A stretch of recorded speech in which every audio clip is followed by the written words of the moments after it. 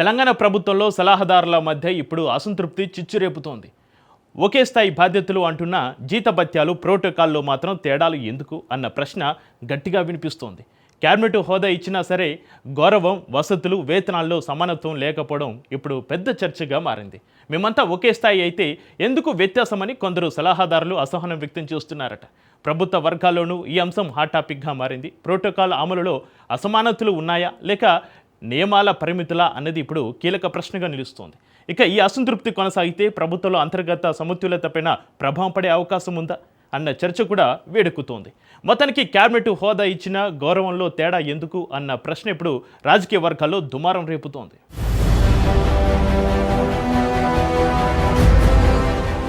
ప్రస్తుతం రాష్ట్ర ప్రభుత్వానికి వివిధ శాఖలకు కలిపి మొత్తం 11 మంది సలహాదారులు పనిచేస్తున్నారు. అయితే వీరి మధ్య ఇప్పుడు జీతభత్యాల వ్యత్యాసం తీవ్ర చర్చకు దారితీసింది.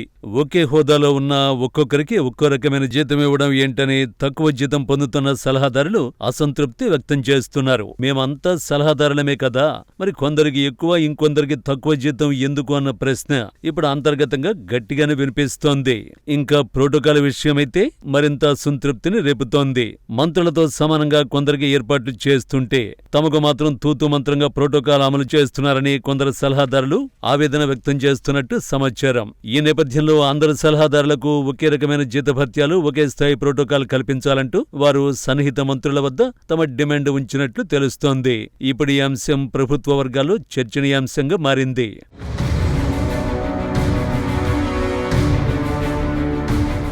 ప్రభుత్వ సలహాదారుల మధ్య అసంతృప్తి మరింత పెరుగుతున్నట్లు సమాచారం.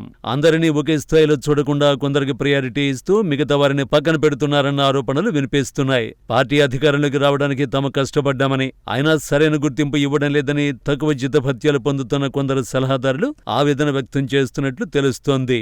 ఈ విషయాన్ని వారు సన్నిహిత మంత్రుల వద్ద కూడా వ్యక్తం చేస్తున్నారని సమాచారం. ఇక సలహాదారు నియామకాల విషయంలో కూడా అసంతృప్తి వ్యక్తమవుతోంది. వివిధ రాజకీయ నేపథ్యాల నుంచి వచ్చిన నేతలు, అలాగే రిటైర్డ్ అధికారులకు అవకాశాలు ఇవ్వడంపై కొందరు ప్రశ్నలు లేవనెత్తుతున్నట్లు తెలుస్తోంది. అదేవిధంగా జీతభత్యాలు, ప్రోటోకాల్ విషయంలో కూడా స్పష్టమైన ఏకరూపత లేకపోవడం వల్ల ఒకరికి ఎక్కువ, మరొకరికి తక్కువ అనే భావన పెరుగుతోందని ఆవేదన వ్యక్తమవుతోంది. అందరం సలహాదారులమే అయితే ఇంత తేడా ఎందుకు అన్న ప్రశ్న ఇప్పుడు అంతర్గతంగా చర్చనీయాంశంగా మారింది. ప్రభుత్వం ఈ అసంతృప్తిని ఎలా పరిష్కరిస్తుందన్నదే ఇప్పుడు ఆసక్తికరంగా మారింది.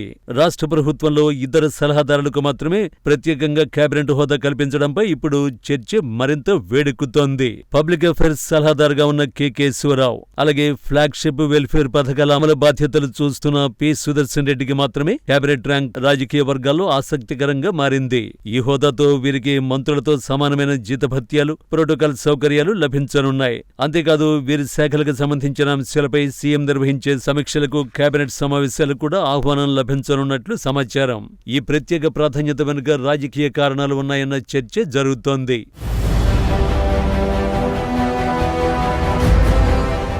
కేశవరావు రాజ్యసభ సభ్యత్వానికి రాజీనామా చేసి కాంగ్రెస్లో చేరడం, అలాగే ఆయనతో పాటు కుటుంబ రాజకీయ నేపథ్యం కూడా ఈ నిర్ణయానికి కారణమని రాజకీయ వర్గాల్లో అభిప్రాయం వ్యక్తమవుతోంది. అదేవిధంగా సీనియర్ ఎమ్మెల్యే సుదర్శన్ రెడ్డికి సామాజిక సమీకరణలు, రాజకీయ సమతుల్యత కారణాల వల్ల మంత్రి పదవి బదులుగా కేబినెట్ హోదాతో సలహాదారు పదవి ఇచ్చినట్లు సమాచారం. ఈ పరిణామంతో ఒకవైపు ప్రత్యేక హోదా కలిగిన ఇద్దరు సలహాదారులు, మరోవైపు మిగతా సలహాదారులు పెరుగుతున్న అసంతృప్తి ఇప్పుడు ప్రభుత్వ వర్గాల్లో హాట్ టాపిక్ గా మారింది.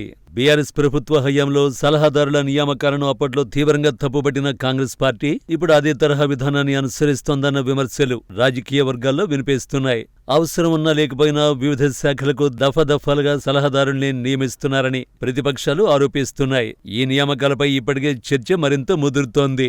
ఇక రిటైర్డ్ అధికారులను సన్నిహితులుగా గుర్తించి సలహాదారులుగా నియమించడం వల్ల ఆయా శాఖల్లో పనిచేస్తున్న సీనియర్ అధికారుల స్వేచ్ఛ తగ్గుతోందన్న అభిప్రాయం కూడా వ్యక్తమవుతోంది. కొన్ని వర్గాలు అయితే ఇది పరోక్ష ఉపాధి పునరావాస కేంద్రంగా మారుతోందా అన్న చర్చ కూడా సాగుతోంది. మొత్తానికి గతంలో విమర్శించిన విధానమే ఇప్పుడు కొనసాగుతుండడంపై రాజకీయంగా కొత్త వివాదానికి దారితీస్తోంది.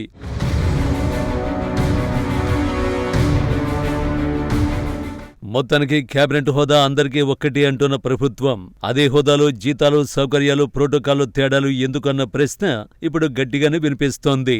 పదవి ఒకటే అయినా ప్రాధాన్యం మాత్రం వేరువేరుగా కనిపిస్తోందన్న అసంతృప్తి రాజకీయ వర్గాల్లో చర్చకు దారితీస్తోంది. చివరికి ఈ కేబినెట్ హోదా గౌరవానికా లేక అధికారంలో స్థాయిలకు ప్రతీకనా అన్న సందేహాలు వ్యక్తమవుతున్నాయి.